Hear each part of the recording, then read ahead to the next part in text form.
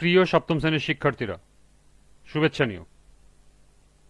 আজকে আমি তোমাদের বাংলা বিষয়ের নতুন বই সপ্তবর্ণা থেকে কবিতা পঞ্চম অধ্যায় গরবিনী মা জননী এর ৭৮ পৃষ্ঠা থেকে কর্ম অনুশীলনের সমাধান করে দেব।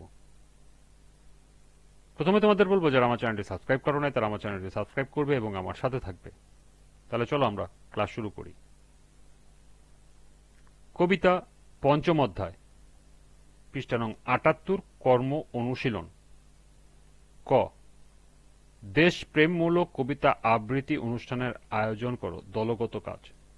এটি তোমাদের স্কুলে নিজেরা একটি কবিতা আবৃত্তির অনুষ্ঠানের আয়োজন করতে হবে।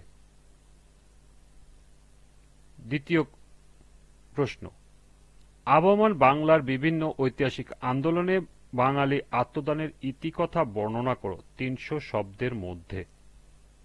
তাহলে চলো এখন আমরা এর সমাধান দেখে নিই। এর সমাধান হবে, আবহমান বাংলার ইতিহাসে বাঙালির আত্মত্যাগ, সংগ্রাম ও দেশপ্রেমের গৌরবময় কাহিনীতে ভরপুর। যুগে যুগে বাঙালিরা স্বাধীনতা, অধিকার ও মর্যাদা রক্ষার জন্য বিভিন্ন ঐতিহাসিক আন্দোলনে অংশ নিয়ে অসংখ্য ত্যাগ স্বীকার করেছেন। এই আত্মদানের ইতিহাসই বাংলার মানুষকে করেছে সাহসী ও সংগ্রামী। ব্রিটিশ শাসনামলে বাঙালির প্রথম বড় প্রতিবাদ দেখা যায় বঙ্গভঙ্গ আন্দোলন ১৯০৫-এর সময়। ব্রিটিশ সরকার প্রশাসনিক সুবিধার অজুহাতে বাংলা বিভক্ত করার সিদ্ধান্ত নিলে বাঙালিরা তীব্র প্রতিবাদ জানায়। ছাত্র, শিক্ষক, সাহিত্যিক ও সাধারণ মানুষ সবাই একত্রিত হয়ে স্বদেশী আন্দোলনে অংশ নেয়। তারা বিদেশি পণ্য বর্জন করে দেশি পণ্য ব্যবহারের মাধ্যমে ব্রিটিশ শাসনের বিরুদ্ধে প্রতিবাদ গড়ে তোলে। এই আন্দোলন বাঙালি জাতীয় চেতনাকে আরো জাগ্রত করে।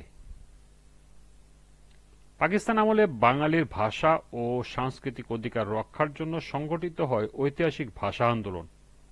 ১৯৫২ সালের ২১শে ফেব্রুয়ারি বাংলা ভাষাকে রাষ্ট্রভাষা করার দাবিতে ছাত্ররা রাজপথে নেমে আসে। পাকিস্তানি শাসক গোষ্ঠীর গুলিতে অনেক ছাত্র শহীদ হন। তাদের মধ্যে উল্লেখযোগ্য হল আব্দুল সালাম, আবুল বরকত, রফিক উদ্দিন আহমেদ ও আব্দুল জব্বার। তাদের আত্মত্যাগের ফলে বাংলা ভাষা রাষ্ট্রভাষার মর্যাদা লাভ করে এবং বাঙালির জাতীয় চেতনা আরো দৃঢ় হয়। পরবর্তীতে বাঙালিদের স্বাধিকার আন্দোলনকে শক্তিশালী করে তোলে ৬ দফা আন্দোলন ১৯৬৬ এবং ১৯৬৯ সালের গণঅভ্যুত্থান। এই আন্দোলনগুলোর মাধ্যমে বাঙালিরা রাজনৈতিক ও অর্থনৈতিক অধিকার আদায়ের জন্য ঐক্যবদ্ধ সংগ্রাম চালায়। বহু মানুষ এই আন্দোলনে অংশ নিয়ে নির্যাতন সহ্য করেন এবং কেউ কেউ জীবনও উৎসর্গ করেন। এই ধারাবাহিক সংগ্রামের চূড়ান্ত রূপ ছিল বাংলাদেশের মুক্তিযুদ্ধ ১৯৭১ সালে।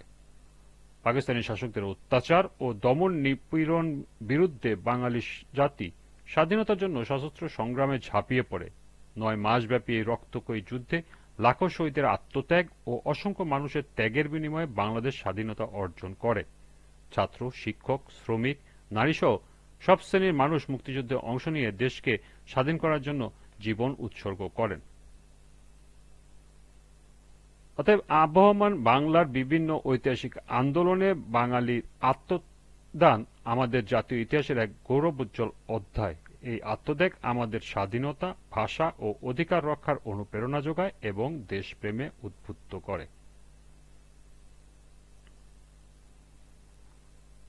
আজকের ক্লাসটি এই পর্যন্তই।